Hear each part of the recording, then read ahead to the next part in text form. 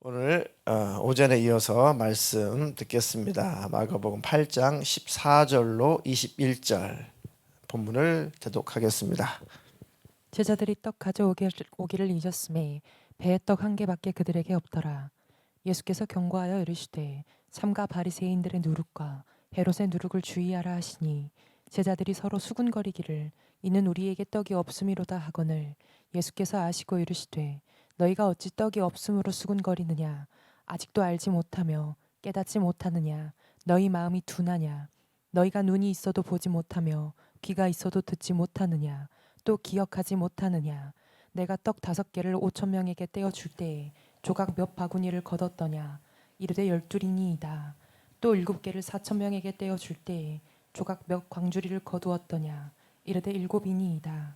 이르시되 아직도 깨닫지 못하느냐 하시니라. 아멘. 아멘. 오전에 이어서 설교 제목 2번 읽겠습니다. 시작. 하나님의 음성을 선명하게 못 듣는 이유. 하나님의 음성을 선명하게 못 듣는 이유. 셀 모임 하셨을 테니까요. 각자 그 이유를 다 발표하셨죠? 네. 하신 분도 있고 거시기 하신 분도 계시고. 네.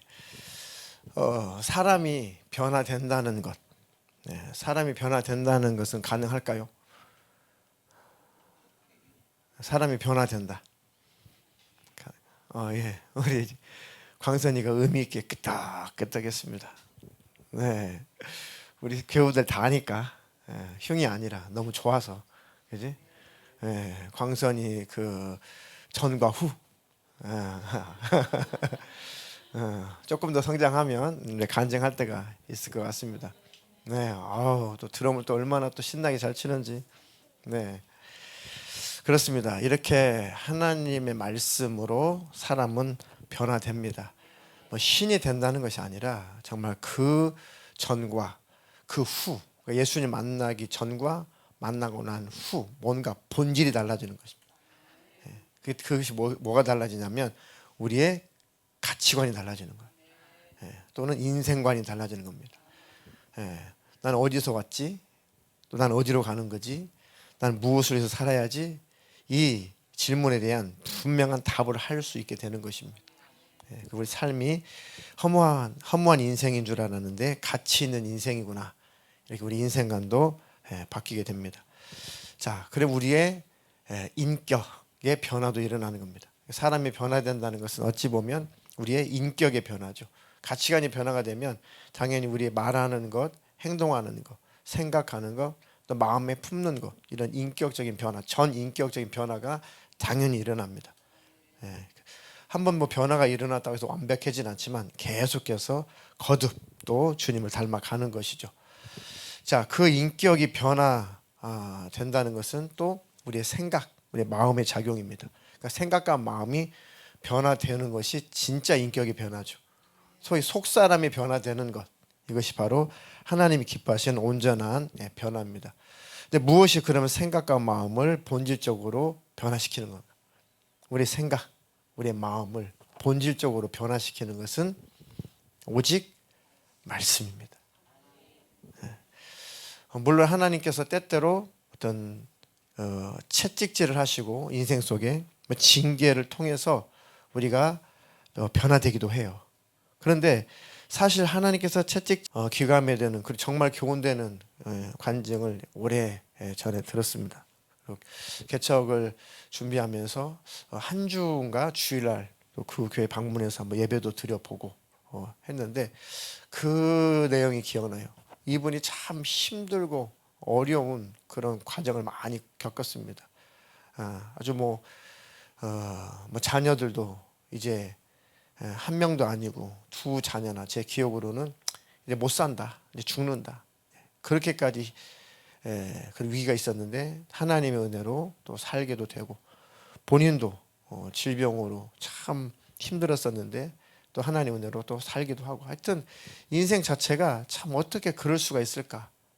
또 그 가족뿐만 아니라 다른 친족들도 형제들도 참 기가 막힌 그런 사건이 많이 있었더라고요.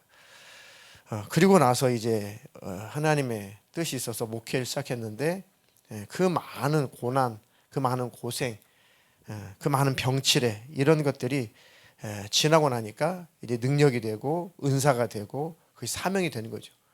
그러니까 막 악한 영들도 쫓아내고 또 안수하면 병도 많이 치유되고 해서 정말 교회가 이렇게 왕성하게 잘 자라가는 것처럼 이렇게 시작은 그랬대요.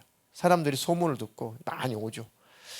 근데 너무 신기한 것은 성도들이 몰려왔다가 병 고침 받으면 그냥 떠나고 또 문제가 해결되면 떠나고 그리고 문제가 있을 때는 막 말씀 붙잡고 기도하고 하다가도 또 문제가 또 사라지면은 교회는 떠나지 않을지라도 더 이상 신앙인으로서 변화가 되지 않고 아이들은 뭐 어떻게 해볼 수도 없겠고 그러니까 교회가 이렇게 쫙 주저앉아서 야 목회 못하겠다. 참 이게 쉬운 게 아니구나. 그러니까 이 목회자들은 이런 딜레마가 있습니다. 이렇게 쏟았는데 어떻게 이렇게 변화가 안 되지? 이때 제일 큰 고민을 하게 되거든요. 이거 목회해야 되나? 더 가야 되나? 근데 거기에서 이제 주저앉는 분들은 이제 목회지를 옮기고 서로 교회를 바꾸고 이제 뭐 누구 죽어서 막 선교지로 떠나고 그런 일들이 허다합니다. 그게 위기죠. 위기입니다.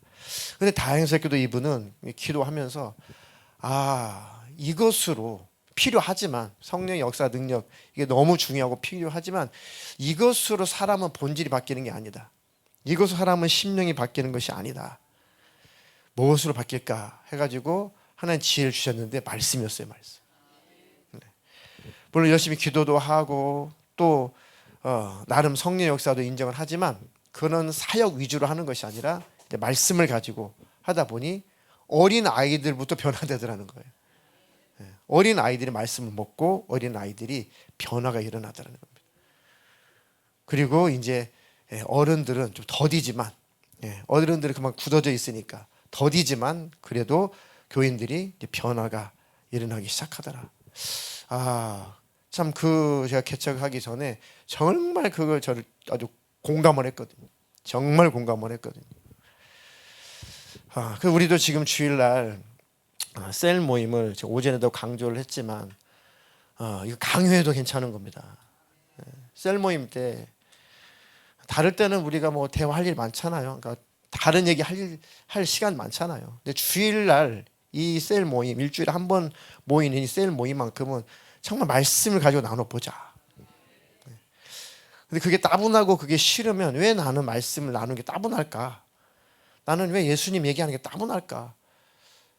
단지 피곤이 아니라 단지 육신의 피곤이 아니라 나는 왜 말씀을 가지고 오늘 들었던 말씀 난 뭘 깨달았는지 누구는 뭘 깨달았는지 어떤 은혜를 받았는지 이 귀중한 시간이 왜 내게는 따분하고 때로는 피곤하고 귀찮고 이게 별로 거슬릴까? 그러면 나는 하나님 앞에 나는 누구냐? 그것을 생각을 꼭 해보십시오. 뭐 어쩌다 한 번씩 정말 피곤하고 너무 힘들어서 뭐 쉴 수 있습니다. 그것을 탓하는 것이 아니라 그냥 하나님 말씀 나누고 은혜 나누는 것 자체가 그게 너무 싫고 너무 따분하다면 정말 나는 예수 믿는가? 정말 주님 내 안에 계신가? 나는 정말 천국 가려고 예수 믿는가를 심각하게 고려해 봐야 돼요. 이렇게까지 제가 말씀을 드리는 것은 정말 사랑입니다. 정말 이렇게 말씀을 드릴 때 해당되시는 분들은 정말 큰 하나님의 음성으로 들으십시오. 맞아. 말씀 듣고 말씀 새로 연구하는 것도 아니고 그날 들은 말씀 바로 이어서 밥 먹고 오늘 뭘 깨달았는지 누구는 뭘 깨달았는지 한번 잠깐 은혜를 나누는 것 자체 이것도 싫으면 내가 정말 예수 믿는 거 맞냐? 나 하나님 사랑하는 거 맞냐? 꼭 이 음성을 하나님이 지금 내게 음성 주시는구나 라고 들으시는 분들은 마음을 바꾸십시오. 그리고 하나님 말씀에 집중하십시오.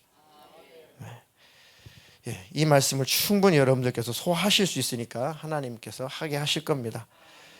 그 변화가 되지 않고 굳어져 버리면 제가 젊은 나이에 목사가 됐지만 제가 그거 하나는 정말 하나님께 감사가 얻은 게 정말 많은 임종 환자를 봤어요. 정말 요양병원에 수도 없이 전국의 요양병원 정말 뭐 좀 과장하다면 하여튼 안 간 곳 없이 다 다녔을 겁니다. 얼마나 많은 노인들을 봤겠습니까? 안 믿는 노인들은 그냥 자취하고라도 나름 신앙생활 했다고 하시는 분들, 나름 믿노라 하셨던 분들 이제 요양병원에서 만나보면 참 이 가슴 아플 일이 너무 많아서 그렇습니다. 너무 많아서 그래요. 그러니까 자신하지 마시고 내 마음이 굳어지지 않도록 말씀 들을 수 있을 때, 그렇죠? 기도할 수 있을 때, 예배할 수 있을 때 계속 우리 속사람을 점검하십시오. 나는 정말 말씀이 좋으냐? 나는 기도하는 게 좋으냐? 난 예배하는 게 좋으냐? 찬양하는 게 좋으냐? 나는 성경 읽는 게 좋으냐? 난 정말 천국을 사모하고 있냐? 정말 예수님 오시기를 갈망을 하고 있냐? 그거를 냉정하게, 냉철하게 자기 자신에게 질문하라는 겁니다. 그것이 살 길입니다. 네, 사람이 변화된다는 것. 어떻게 우리 하나님께서 어떤 존재로 변화시킬까요? 하나님 없이 살려고 했던 우리였습니다. 아담의 타락한 이후에 인간은 하나님 없이 자기 스스로, 자기 힘으로 하나님 뭔 필요가 있어? 내 스스로 내가 알아서 살면 되지. 이게 인간의 타락이죠. 그럼 어디서 왔어요? 그 인간이 하나님께로부터 왔잖아요. 그죠? 하나님께로부터 왔는데 하나님께서 창조하셨는데 그 창조자를 무시한다. 어떤 아주 순박한 시골의 어르신한테 전도하러 갔는데 오래된 얘기입니다. 이분은 정말 그 동네에서도 법 없이도 살 뿐이라고 아주 평판이 나신 분입니다.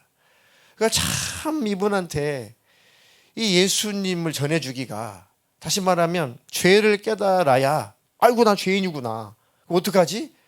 그 죄를 예수님이 십자가에서 해결했습니다. 이렇게 연결이 돼야 되는데 자기는 죄가 없다는 거예요. 도대체가 손에 끼쳐본 적도 없고 뭐 이 천수답, 그죠? 이 비가 와야지만 논농사를 지을 수 있는 그 천수답을 짓는 시대에도 남의 논문 하나 이렇게 도둑질하지 않았다는 겁니다. 이게. 아, 자기 의가 얼마나 대단한지 저도 조금 이해가 돼요. 저도 무서운 아버지, 군인 출신 아버지 밑에서 자라가지고 사실 그 재당스럽게 안 자라봐. 재당스럽게 운봉 예. 그렇게 말짓을 많이 안 하고 자랐어요, 사실은. 그리고 교회를 가는데 뭐 회개해야 된다, 뭐 죄인이다, 너 때문에 예수님 피 흘렸다니까 저도 진짜 실감이 안 났거든요.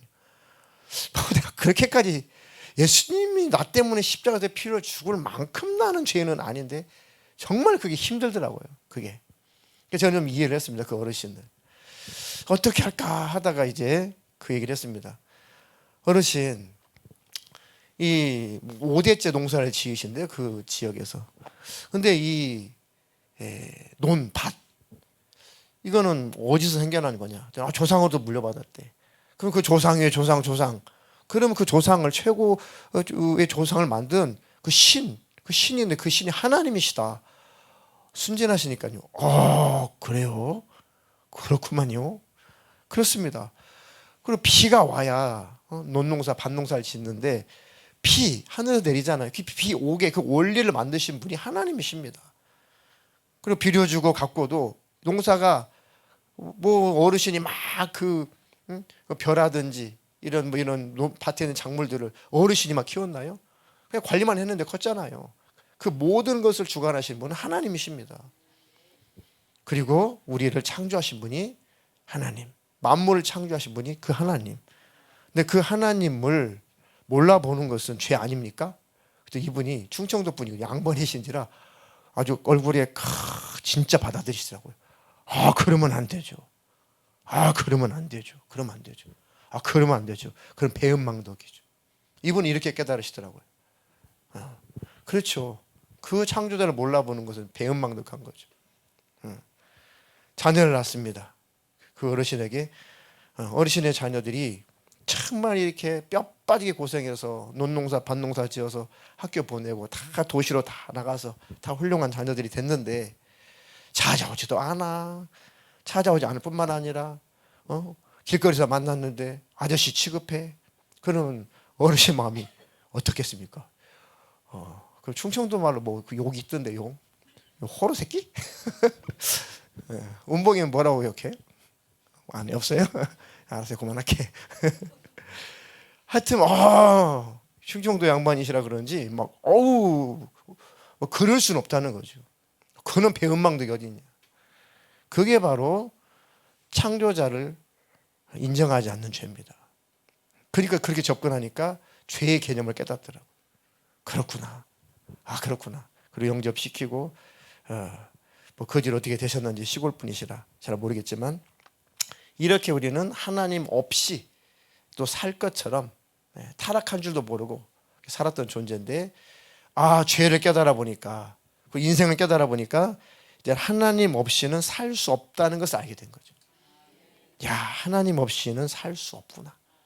하나님 없이 살 수 없는 존재라는 것을 깨닫는 것. 이게 회심이에요. 회심.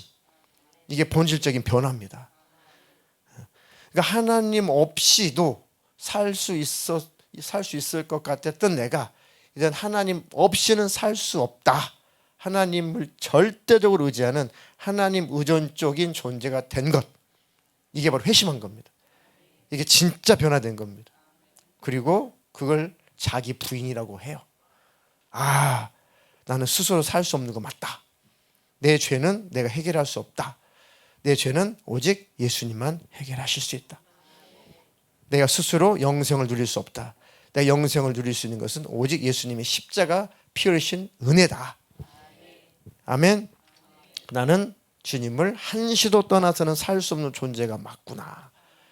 그렇게 하나님께서 우리를 연단을 통해서 인생의 광야길에 집어넣어서 우리 또 징계하시고 채찍질하시면서 그렇게 하나님 앞에 돌아오게 하시는 겁니다. 하나님께 무릎을 꿇게 하시는 겁니다. 아니 왜 하나님이 그 앞에 자기 앞에 무릎을 꿇게 만드셔? 우리를 억압하시나? 우리 위에 군림하시려고 하시나? 아니 하나님께서 우리 동네 원님도 아니시고 눈 뜨세요? 하나님 우리 집에 옛날 그 원님도 아니시고 왜 이렇게 하나님 군림하시려고 하시나? 아니에요.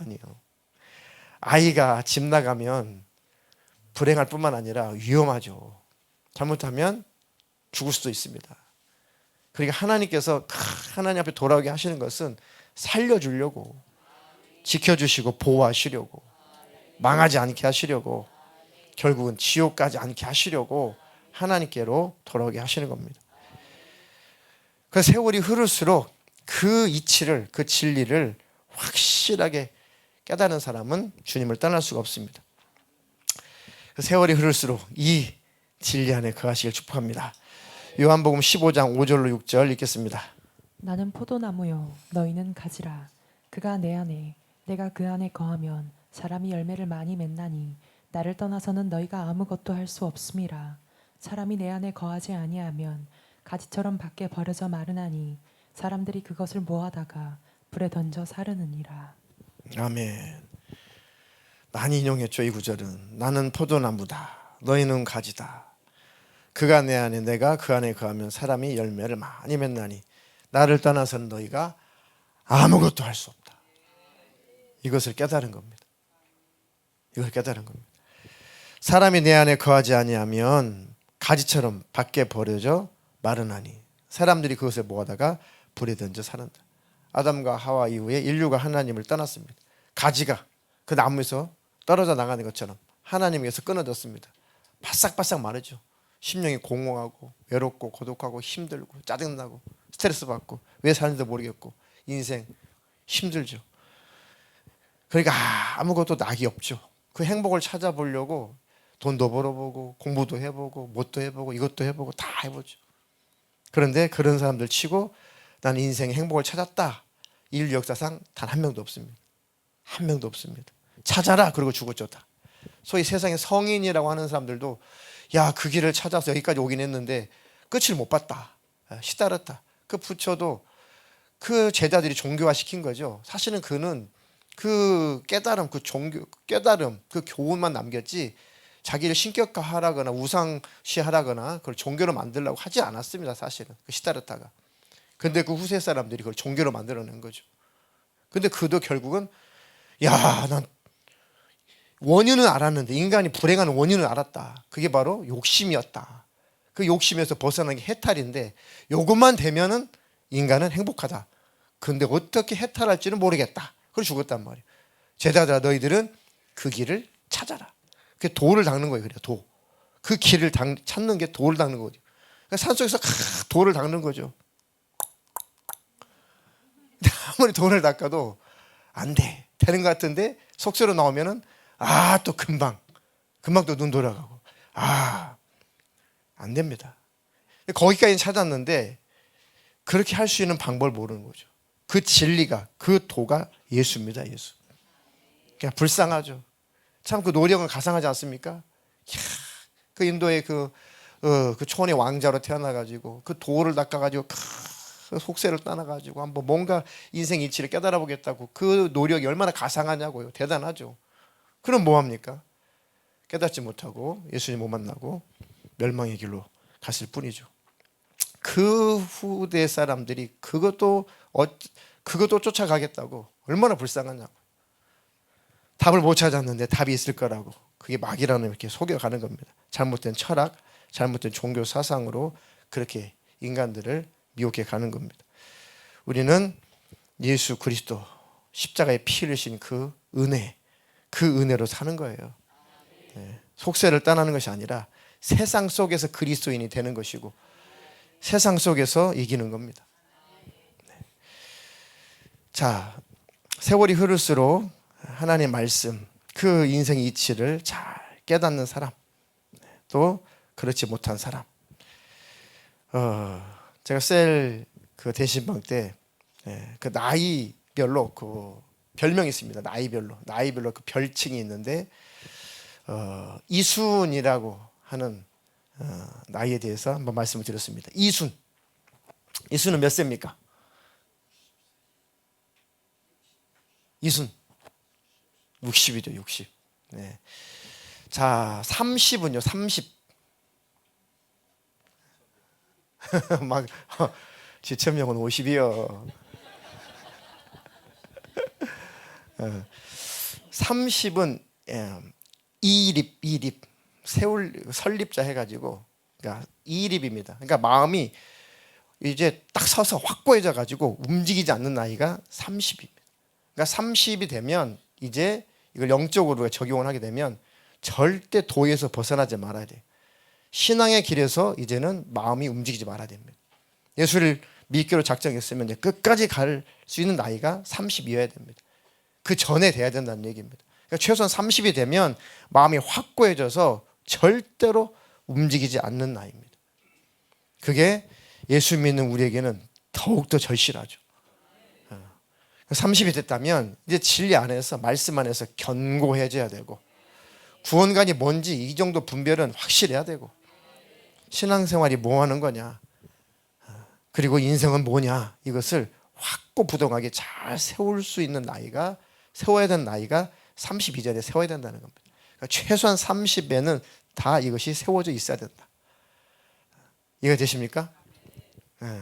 그렇다고 막 20대 청년들 너무 이렇게 느슨하게 생각하지 말고 최소한 그 전에 세우라는 얘기입니다. 채원 청년 알았어요? 네. 자, 그러면 이제 퀴즈. 이거 나 많이 들어봤으니까. 40은 누구예요? 부록. 부록의 나이는 지나신 것 같은데. 부록. 그렇습니다. 부록은 무슨 뜻입니까? 예. 미혹당한 혹자, 그죠? 미혹당하지 않는다.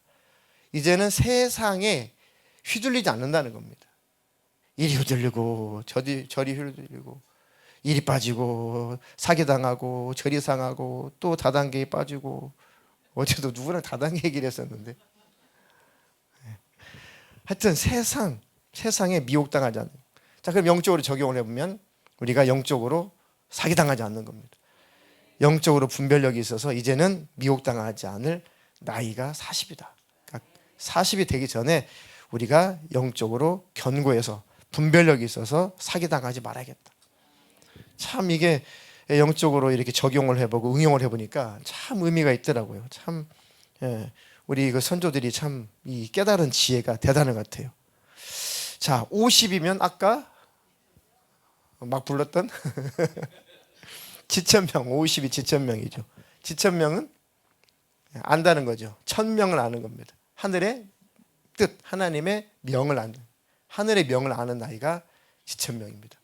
그러니까 이걸 신앙적으로 기독교 신앙으로 적용을 해보면 50이 되기 전에 이미 50이 됐다면 하나님의 그 뜻을 온전히 알고 있어야 된다는 것이죠. 내가 품은 뜻, 하나님의 뜻과 같아야 된다는 거죠. 이해가 되셨습니까? 자, 그리고 말씀드렸던 이수는 귀가 부드러워져요. 순해진다는 거예요. 귀가 순해졌다라고 하는 것은 뭡니까? 무슨 말을 들어도 짜증내고 혈기내고 그럴 것도 아니고, 누가 무슨 말을 했어도 그것 때문에 우울해질 것도 아니고, 누가 무슨 말 했어도 풀 죽을 것도 아니고, 누가 무슨 말 했다고 해가지고 혹할 것도 아니고. 그러니까 귀가 벌써 이제 무슨 말 들어도 객관적으로 잘 판단할 수 있는, 이해할 수 있는 나이가 돼요. 그러니까 사람과의 관계가 이제는 원만해야 되는 겁니다. 자, 70세는 뭡니까? 마지막 70. 이제 고희라고도 하는데, 또 다른 별칭은 이제 마음. 그러니까 마음을 따른다. 종심이라는 게 이제 마음을 따른다는 건데, 다시 말하면 마음을 따라가도, 자기 마음을 따라가도 실수하지 않는데요. 오, 대단하잖아요. 자기 마음에 끌린 대로 갔는데 그 실수가 아니었다는 거죠. 오, 그 정도 70이면 우리가 그렇게 삶을 살아낼 만큼 우리가 영적으로 또 인격적으로 이게 갖춰야겠구나. 그러니까 내가 그 마음속에, 내 마음속에 품은 그 뜻을 가지고 행했는데 그게 하나님의 뜻과 딱 맞았다는 거죠. 아, 성령의 감동이었구나. 그러니까 삶 자체가 성령에 이끌려 사는 거잖아요. 종심이라는 게. 마음에 끌리는 대로 갔는데 그게 하나님의 뜻과 늘 맞아. 그게 삶이 말씀이 되는 거죠. 야, 이게 기독교적으로 딱 적용을 해보고 응용을 해보니까 참 은혜가 되더라고요. 아, 70이 되기 전에 나는 내 모든 뜻이 하나님의 뜻과 항상 일치되는 삶을 살아야겠다. 그것이 우리 삶에, 우리 주님께서 바라보실 때 정말 기대하시는 열매입니다. 그리고 인생을 다 살고 나면 마지막, 우리 인생의 마지막 최고의 그 열매는 예수님과 우리와 선명한 또 친밀한 관계. 이게 진짜 우리 인생을 다 살고 나면 마지막 열매이어야 된다.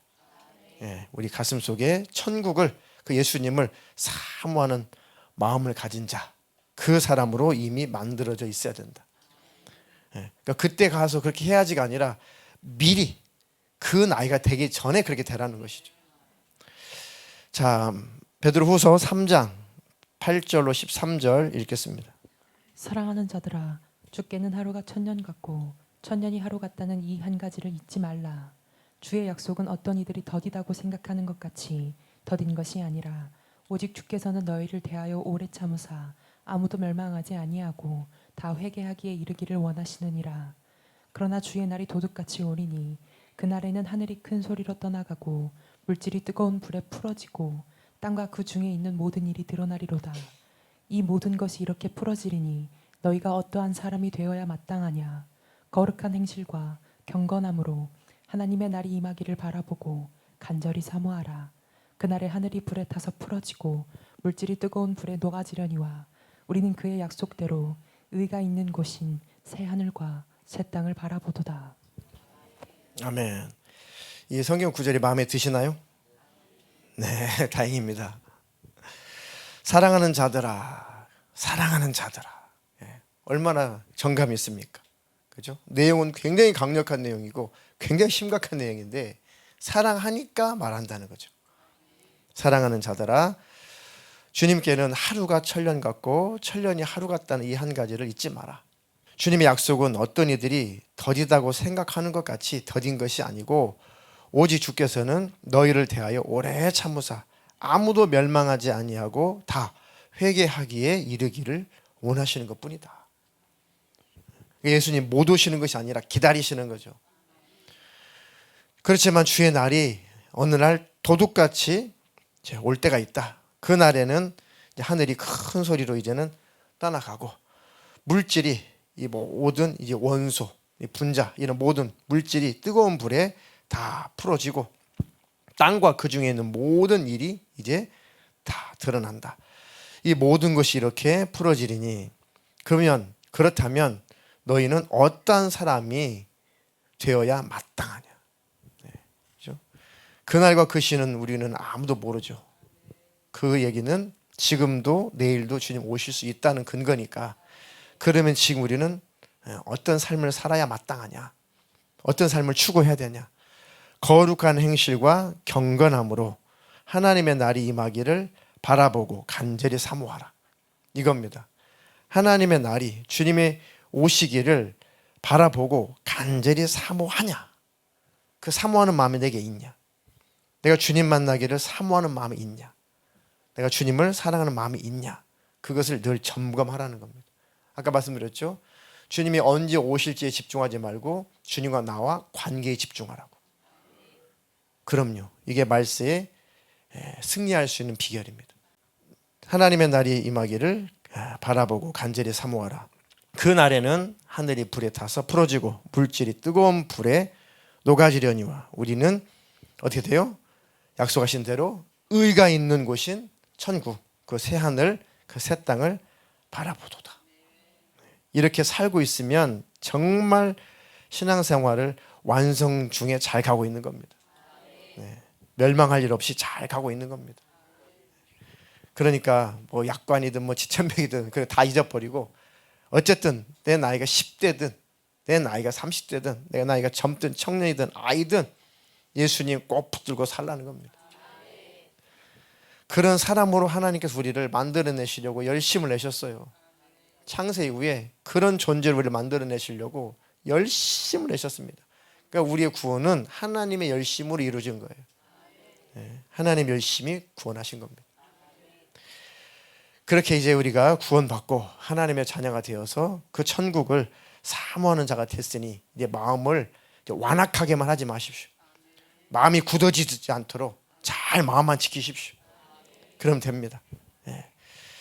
그래서 하나님께서 늘 말씀을 하실 때 그 말씀을 거절하지 말고 그 말씀을 늘 수용하고 그 말씀대로 또 살 어떤 에너지가 없으면 그 말씀대로 살 만한 믿음이 안 되면 기도하십시오. 정직하게 하나님 말씀 이렇게 선포됐는데 아이고 제가 이 말씀대로 제가 믿음이 안 됩니다. 믿음을 주십시오. 내게 힘을 주십시오. 그렇게 해서 우리는 성장하고 그렇게 우리는 자라가게 되는 겁니다. 네. 자, 마태복음 13장 14절로 16절 읽겠습니다.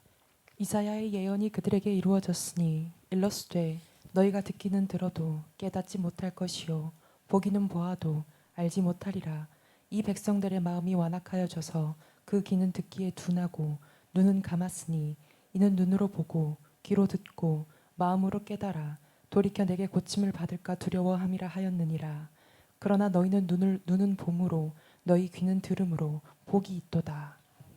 예수님 당시에 예수님께서 말씀을 나타내시고 이적도 나타내시고 참 목격시켜 주시고 하여튼 시청각도 시켜주시고 다 하셨는데도 예수님을 안 받아들이는 그 사람들. 그러니까 예수님이 이적 안 나타내시는 것도 아니고 증거를 안 보여주신 것도 아니고 더더군다나 말씀을 안 하시는 것도 아닌데 예수님을 안 믿고 싶은 거죠. 예수님을 받아들이고 싶지 않은 거죠. 그러니까 예수님의 복음이 들리질 않는 겁니다. 그 얘기를 이사야가 예언을 한 겁니다. 이렇게 강팍하다. 이사야 예언이 그들에게 그래서 이루어졌다. 일렀을 때 너희가 듣기는 들어도 깨닫지 못할 것이고 보기는 보아도 알지 못하리라. 그러니까 이 표현은 깨닫지 못하게 했다. 알지 못하겠다. 하나님 막아버렸다. 그런 의미가 아니에요. 사실은 애터지는 소리입니다. 그렇게 보여주고 그렇게 들려줘도 귀를 닫고 눈을 닫아버렸다. 그 얘기입니다. 아마 자기들이 듣고 깨달을까 봐 스스로 두려운가 보지. 구원받을까 봐 두려운가 보지. 천국 갈까 봐 두려운가 보지. 자기가 그래서 눈 감고 귀 닫고 있나 보지. 이런 표현이에요. 사실은 하나님의 애타는 역설적인 표현입니다. 이 백성의 마음이 완악해져서 그 귀는 듣기에 둔하고, 그렇죠, 완악해져서 듣기에 둔한 겁니다. 눈은 감았으니 눈으로 보고 귀로 듣고 마음으로 깨달아 돌이켜 나에게 고침을 받을까 두려워하나 보다. 이런 표현인 겁니다. 그러나 너희 눈은 보고 너희 귀는 들음으로 복이 있다. 우리는 그 예수님의 역사를 보고 예수님의 그 말씀을 듣고 우리는 믿음을 가진 복된 자입니다. 그 믿음 끝까지 소유하시기를 축복합니다. 그리고 이제 조금 더 고급스럽게 이제 하나님의 말씀을 통해서 성경을 통해서 직접 하나님의 음성을 듣는 훈련을 좀 하십시오. 이제 그게 셀 모임 때 아주 좋은 기회가 될 겁니다. 어떻게 하나님 음성을 듣지? 그러니까 자꾸 어디 음성 듣기 학교 인데 가지 마시고 한참 유행할 때 있었잖아요. 뭐 음성 듣기 한다고 이렇게 막. 저도 그거 해봤거든요. 근데 굉장히 위험합니다. 네. 물론 하나님께서 잠을 주셔가지고 저는 잘 안 들려가지고 포기했는데 물론 기도하면 하나님 음성도 들려주시고 기도하다 보면 하나님께서 마음속에서 소리도 주시고 뭐 하시죠. 그걸 부인하는 게 아니라 어디 막 그런 데 있잖아요. 뭐 세미나 한다 하고 막 무슨 뭐 예언학교 이런 데 가가지고 막 음성 듣게 한다고 막 귀신 소리 듣고 막 이상해지고 뭐 둥근 달이 떠가지고 예언한다고 그러고 둥근 달이 떴는데 예언을 해요. 야, 저 지금 둥근 달이 떴다는 것은 이런 뜻이다. 뭔 뜻이냐? 너랑 나랑 둘이 이렇게 앉아 있었는데 네 이름 석자에 그 이응, 한글로 이응이 3개가 이렇게 있어요. 3개가 들어있습니다. 이야, 이건 하나님의 사인이다.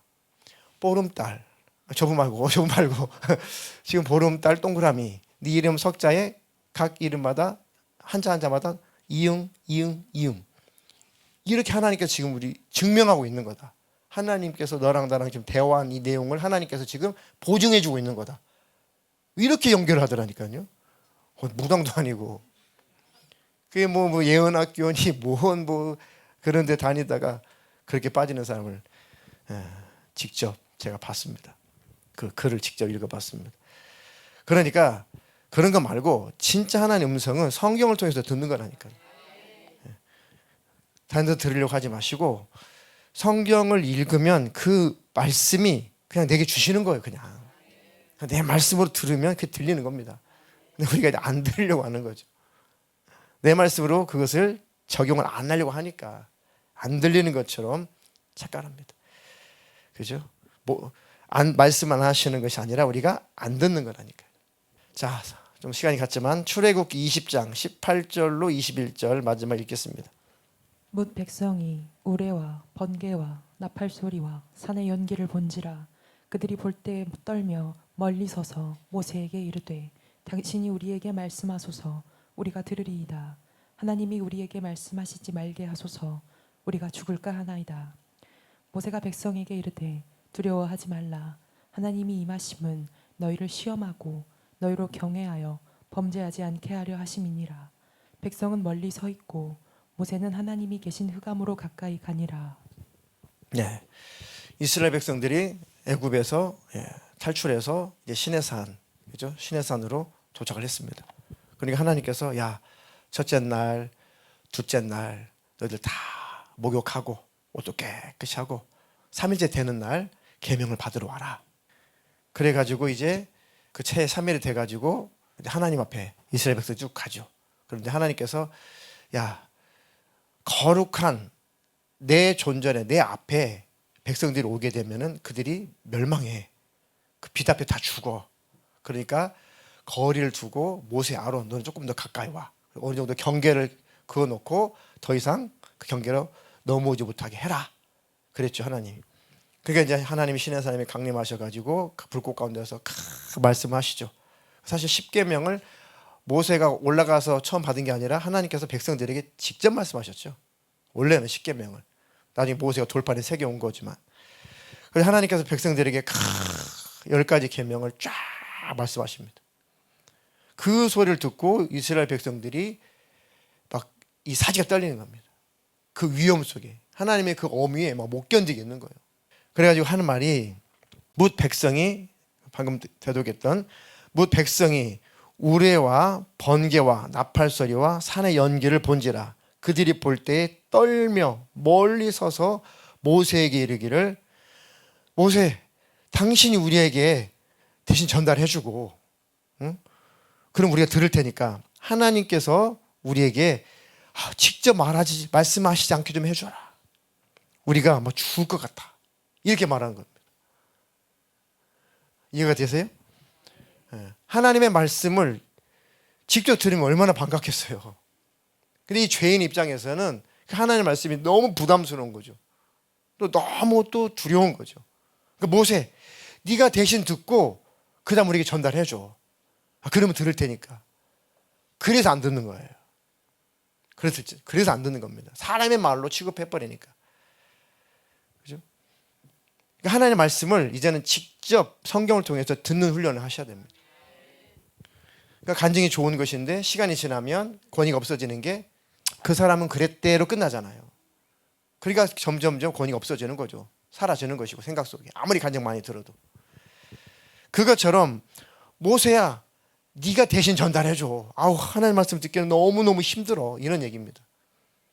그래도 이스라엘 백성은 하나님의 음성을 환영했었어야 돼요. 이해가 됩니까? 결국 모세가 전달해줬죠. 십계명도 써가지고 가고. 근데 우상숭배나 하고 안 듣잖아요. 하나님 말씀을 차라리 직접 듣는 게 낫습니다. 모세가 백성들에게 두려워하지 마라. 하나님께서 임하시는 것은 너희를 시험하고 너희로 경외하여 범죄하지 않게 하려고 하시는 것이다. 백성은 멀리 서 있고 모세는 하나님께서 계신 그 흑암 쪽으로 가까이 가죠. 하나님의 음성, 그것을 직접 듣는 것이 말씀이 말씀. 성경을 쭉 읽으면서 야, 오늘 하나님께서 지금 내게 말씀하신다라고 기도하고 이렇게 읽으시라는 겁니다. 그게 훈련이 되면 마음속에 딱딱딱 들려오는 음성이 있어요. 그 말씀을 통해서 이상한 음성이 들리는 게 아니라 소위 깨달음이라는 게 우리 안에 생긴다고요. 그게 내게 주신 음성이에요. 그게 하나님의 음성 듣는 겁니다. 말씀은 정확해요. 위험하지 않습니다. 말씀이 최고입니다. 그렇게 여러분들이 이제 하나님의 말씀을 듣는 훈련도 하셔야 된다는 거예요. 그래서 성경을 통해서 하나님의 음성을 들을 수 있는 바로 그렇게 고급스러운 성도가 다 되기를 주님의 이름으로 축복합니다.